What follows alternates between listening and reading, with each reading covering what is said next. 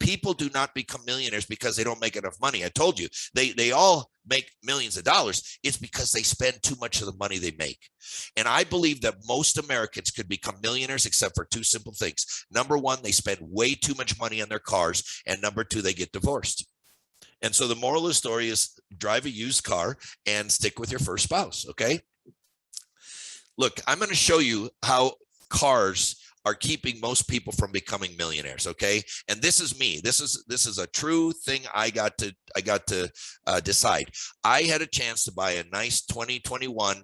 I drive a Ford F-150. I get either the Lariat or the Platinum or one of the top ones that has the leather seats, got all the stuff. I like a nice truck. Okay. So I could buy a 2021 nice F-150 for $65,000, or I could buy a 2019 Ford F-150 pickup with 13,000 miles for $30,000. Still look beautiful, only at 13,000 miles. It was 2 years old. Well, what did I decide to do? Well, if you know me, of course, I took the 2019 for $30,000. But my point is, okay, now if I take that other $35,000 that I would have spent on that car, and if I invest that, and if I get 6% interest in 30 years, that's $210,000. In 40 years, it's $383,000, and in 50 years, it's $697,000. But if I could get 8%, it'd be $382,000, $849,000, and $1.8 million. Now, if I could get 10 or 12 or 14%, of course, I could do much better. But my point is, this is just one vehicle. One vehicle.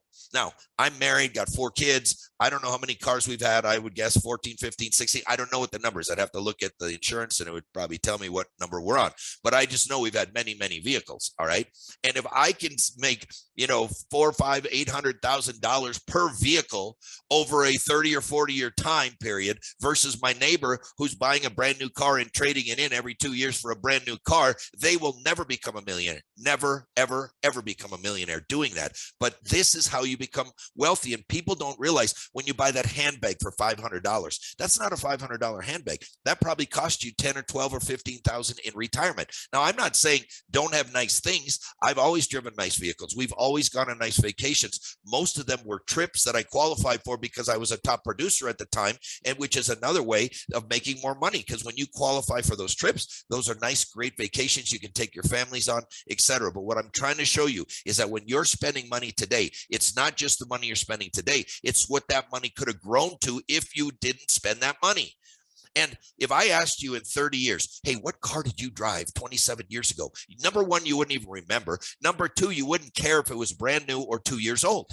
And so my point is, cars are the one thing. And why do I pick on cars? Because it's one of the biggest things that people buy. I could pick on computers. I could pick on iPhones. I could pick on anything else. But this is where I believe most people could become millionaires if they were smarter with buying their cars.